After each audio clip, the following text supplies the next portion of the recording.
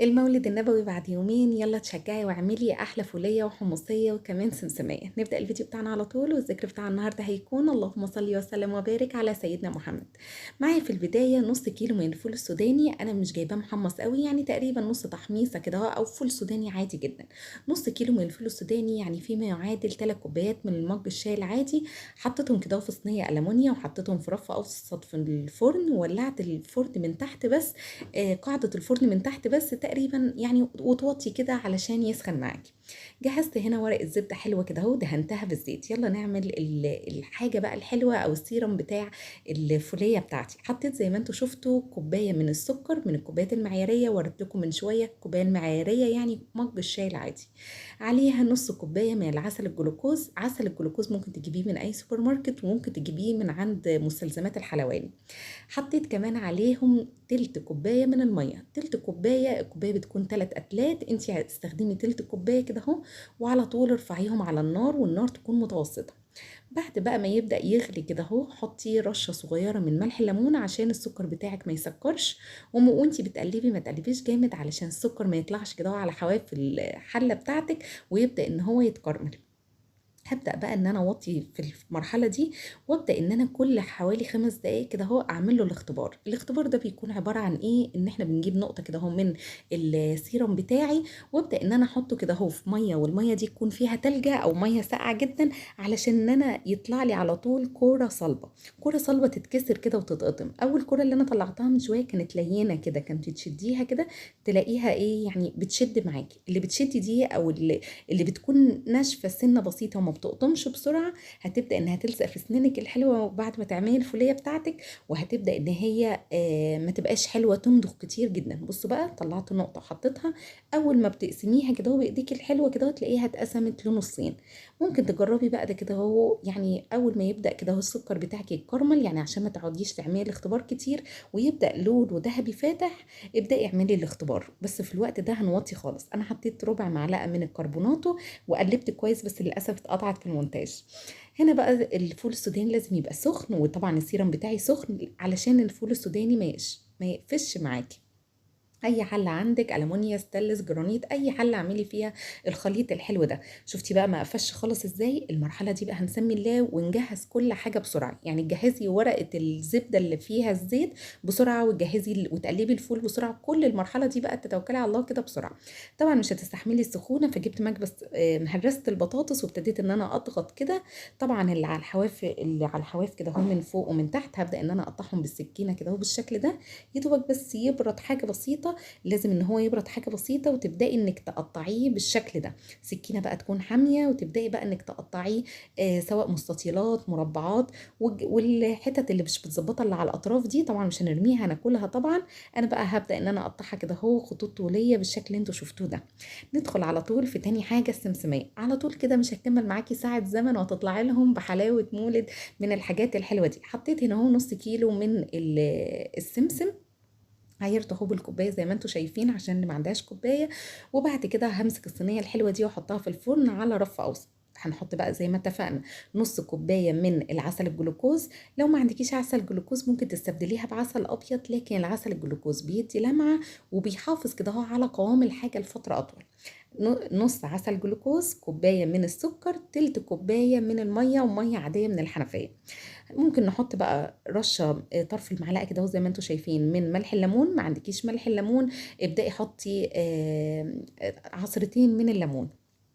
رشة فانيليا صغيرة لو متوفر عندك. هنا بقى هنعمل الاختبار. بصوا، اول ما بتعملي الاختبار لو ما طلعتش كده معاكي وطلعت مميمية كده اهو عمالة تتشد كده اهو، طبعا مش هو ده خالص المعيار بتاعك. انا ببدأ ان انا اعلي في الاول، وبعد كده هبدأ ان انا اخفض النار. ولازم بقى تكوني واقفة جنبها كده اهو، تكوني متابعة الشربات ده. يعني مش بيكمل حاجة معاكي وبتكوني خلاص انجزتي المهم. تتخيلوش يا جماعة الحلاوة طالعة مظبوطة وهشة وجميلة. بصوا بقى المطاطة بقى دي اللي بنعمل بيها اللذيذة.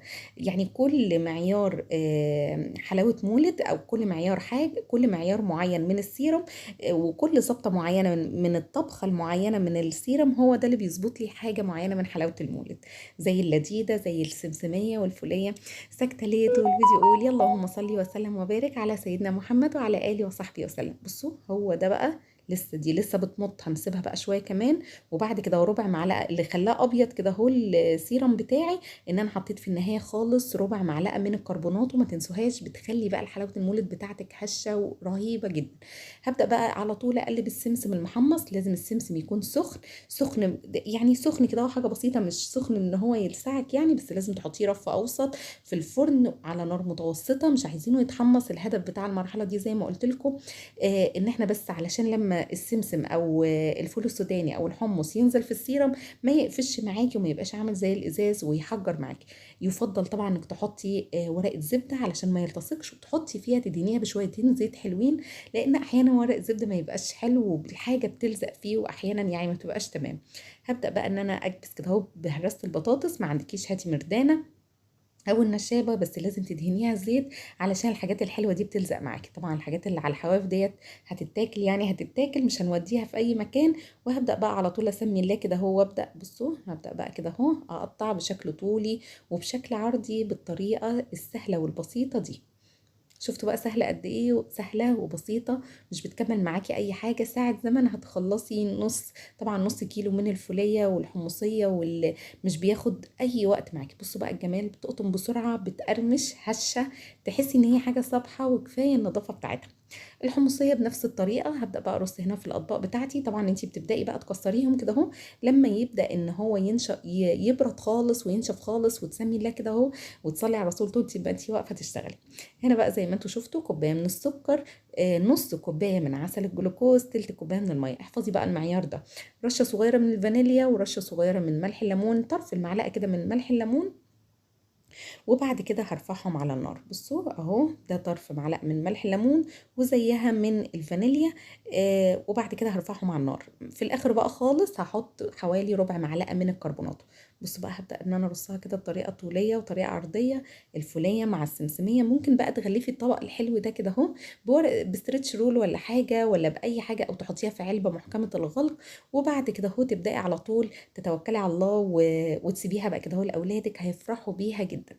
بصوا بقى الجمال. هنا بقى الحمص بنفس الطريقه، الحمص لازم يبقى سخن، حطيته طبعا في الفرن يسخن، وهبدا على طول اقلب. في المرحله دي بقى ايدك كده تبقى سريعه وتسمي الله. هنا ورقه الزبده بقى ما رضيتش اطلع بقى صينيه تانية، قلت كفايه كده عدد الصواني. وعلى طول هبدا ان انا ارص الحمصيه الحلوه دي. في ناس بيحبوا بعد ما يعملوا الحمصيه يروحوا مغلفينها كده بشويه من الشوكولاته الدارك، شوكولاته حليب، يسيحوا شويه شوكولاته، ويروحوا حاطين كده نص الحمصيه فيها. طبعا زي ما انت حابه، بس انا بحب الحمصيه حمصيه والفوليه فوليه، يعني بحب الحاجات التقليديه جدا. بصوا بقى الجمال، طلعة رهيبة. يا رب تجربوها، ويا رب فيديو النهاردة يكون عجبكم. لو عجبك الفيديو ما تنسيش اللايك، والاهم اللايك هو ذكر الله. هبدأ بقى كده وان انا افردها زي الفولية والسمسمية بالشكل ده. وبعد كده على طول هبدأ ان انا اقطعها. ما تقطعهاش، ما تطلعهاش من ورق الزبدة الا لما تبرد تماما. اول ما تبرد ابدأي بقى على طول قطعيها وحطيها. بعد بقى ما صورت لكم الطبق الابيض الجميل ده، رحت رصاها عندي في علبة، اللهم بارك، عملوا كمية كبيرة جدا قد علبتين من اللي ب 600 ولا 700 جنيه. استنوا فيديو الملبن، الملبن واللذيذة ان شاء الله في اقرب وقت.